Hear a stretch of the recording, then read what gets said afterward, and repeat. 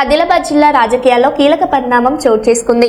గత కొన్ని రోజులుగా రిమాండ్లో ఉన్న మాజీ ఎమ్మెల్యే బాల్క సుమన్తో పాటు పలువురు బీఆర్ఎస్ నాయకులు నేడు ఆదిలాబాద్ జైలు నుండి విడుదలయ్యారు. కోర్టు బెయిల్ మంజూరు చేయడంతో జైలు నిబంధనల ప్రకారం ప్రక్రియ ముగిసిన అనంతరం వారు బయటకు వచ్చారు. జైలు వెలుపల బాల్క సుమన్కు బీఆర్ఎస్ శ్రేణులు, కార్యకర్తలు భారీ ఎత్తున స్వాగతం పలికారు. పూలమాలలతో బాణసంచా కాల్చి తమ నాయకుడికి సంఘీభావం తెలిపారు.